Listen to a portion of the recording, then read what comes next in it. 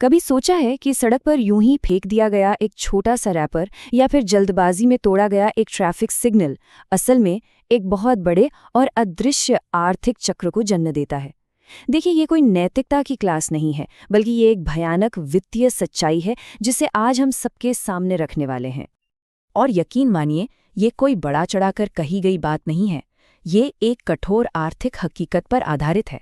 हमारी रोजमर्रा की वो छोटी छोटी आदतें हैं ना, जिन्हें हम अक्सर अनदेखा कर देते हैं, वही सब मिलकर एक ऐसा राष्ट्रीय बोझ बनती हैं जिसकी कीमत सच में चौंकाने वाली है।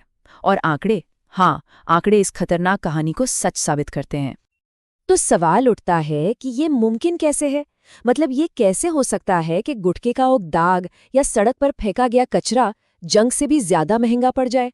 चलिए इन आंकड़ों में थोड़ा और गहरा उतरते हैं और देखते हैं कि ये अदृश्य लागत असल में आती कहाँ से है। तो इस पड़ताल के पहले हिस्से में हम इस समस्या को एक नैतिक नाकामी की तरह नहीं, बल्कि एक राष्ट्रीय वित्तीय आपदा के तौर पर देखेंगे। बात सिर्फ गंदगी की नहीं है, ये पैसे की बर्बादी की एक दिल दहला देने वाली कहानी है। ये जो नंबर आप देख रहे हैं, ये भारत में पिछले 10 सालों में खराब सिविक सेंस की वजह से हुए आर्थिक नुकसान का एक बहुत ही कंजर्वेटिव अनुमान है। 1,25 अरब से भी ज्यादा। अंदाजे के लिए बता दूं, ये भारत के सालाना रक्षा बजट का लगभग 20 गुना है। और याद रखिए, ये तो बस एक न्यूनतम अनुमान है। असली नुकसान तो इससे कहीं कहीं ज्यादा हो सकता है। तो ये खरबों डॉलर का जो आंकड़ा है, ये आखिर बना कैसे है?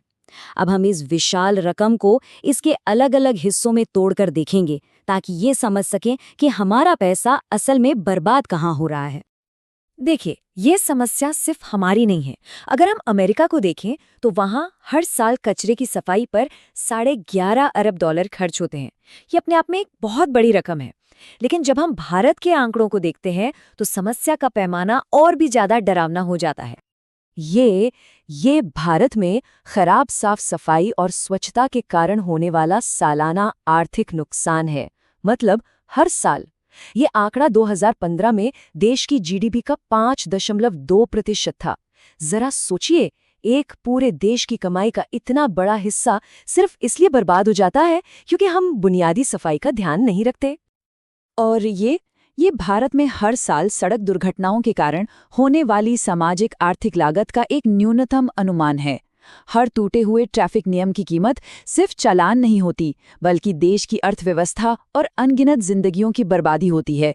इसे सिविक सेंस की एक बहुत बड़ी नाकामी के तौर पर ही देखा जाना चाहिए। तो सबसे जरूरी सवाल यही है कि ये खरबों डॉलर का खजाना जो देश के विकास पर लग सकता था, आखिरकार जा कहाँ रहा है? ये सवाल हमें ये समझने में मदद करेगा कि हम कितनी बड़ी कीमत चुका रहे हैं। ये पैसा उन चीजों पर खर्च हो रहा है जिनकी जरूरत ही नहीं पड़नी चाहिए थी। रेलवे स्टेशनों से गुटखे के दाग हटाना, गंदगी से फैलने वाली बीमारियों का इलाज करना और ट्रैफिक नियमों की अनदेखी से हुए हादसों के पीड़ितों की देखभाल करना, ये सब पैसे की सरासर बर्बादी है। तो अब असली सवाल पर आते हैं। अगर ये पैसा बर्बाद न होता तो हम इससे क्या हासिल कर सकते थे? ये सोचने से ही पता चलता है कि हम असल में क्या खो रहे हैं और हमारे देश का भविष्य कितना उज्जवल हो सकता था। हम हर साल अपने देश के भविष्य से ये सब कुछ चुरा रहे हैं। ये कोई छोटा मोटा नुकसान नहीं है। ये विकास, स्वास्थ्य और शिक्षा पर एक सीधा हमला है जो हमारी अपनी आदतों की वजह से हो रहा है। अब तक हमने सिर्फ बड़े बड़े आंकड़ों की बात की, लेकिन अब हम उन आंकड़ों के पीछे छिपी व्यक्तिगत इंसानी कहानियों पर ध्यान देंगे, क्योंकि हर नंबर के पीछे एक इंसान की कहानी होती है। चलिए इन सूखे आंकड़ों के पीछे के चेहरों से मिलते हैं, उन कहानियों को जानते हैं जो इन नंबरों को एक दर्दनाक हकीकत में बदल देती हैं। पहली कहानी है राजेश की। ट्रैफिक नियम का एक छोटा सा उल्लंघन और राजेश का पूरा परिवार एक कभी न खत्म होने वाले आर्थिक संकट में फंस गया। उसकी एक छोटी सी गलती ने पूरे परिवार की जमा पूंजी और भविष्य दोनों को दांव पर लगा दिया। राजेश की कहानी अकेली नहीं है। ये ट्रेजेडी हर साल लाखों परिवारों के साथ होती है, जो उन्हें गरीबी और कर्ज के एक ऐसे चक्र में फंसा देती है जिससे निकलना लगभग नामुमकिन हो जाता है। ये सिविक सेंस की कमी का सबसे क्रूर चेहरा है। आरती की दुखद कहानी सीधे तौर पर खराब स्वच्छता के नतीजों से जुड़ी है। एक बच्ची की जान सिर्फ इसलिए चली गई क्योंकि उसके आसपास के समुदाय में बुनियादी नागरिक बोध की कमी थी। ये कोई आंकड़ा नहीं, ये एक हत्या है। अच्छा, इस विनाशकारी समस्या के बारे में बात करने के बाद अब अपनी बातचीत का रुख थोड़ा उम्मीद की तरफ मोड़ते हैं, क्योंकि ये एक ऐसी समस्या है जिसे हल किया जा सकता है और दुनिया में इसके सफल उदाहरण मौजूद भी हैं। ये तुलना साफ तौर पर दिखाती है कि सिविक सेंस को लेकर अलग-अलग देशों के रवैये और नतीजों में कितना बड़ा अंतर है। जापान और नॉर्डिक देशों ने इसे अपनी संस्कृति और शिक्षा का हिस्सा बनाया है, जबकि भारत में ये अक्सर सिर्फ किताबों तक ही सिमटकर रह जाता है। लेकिन इंदौर का उदाहरण ये साबित करता है कि इसी देश के भीतर इसी संस्कृति में बदलाव बिल्कुल संभव है। सही निवेश, कड़े नियम, लोगों की भागीदारी और राजनीतिक इच्छा शक्ति से किसी भी शहर की तस्वीर बदली जा सकती है।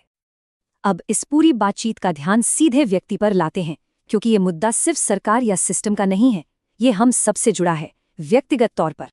अक्सर हम ये सवाल पूछते हैं कि कोई कुछ करता क्यों नहीं, लेकिन ये विश्लेषण हमें एक अलग और ज्यादा असहज करने वाला सवाल पूछने पर मजबूर करता है।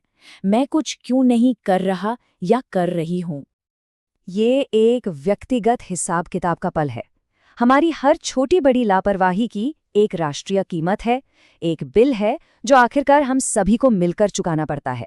ये एक कड़वा सच है जिसका सामना करना बहुत जरूरी है। खराब सिविक सेंस सिर्फ एक बुरी आदत नहीं है, ये अपने ही देश की अर्थव्यवस्था और भविष्य पर एक बहुत गहरा आघात है। और अब इसकी कीमत किसी से छिपी नहीं है। सवाल ये है कि ये जानने के बाद हम क्या करेंगे।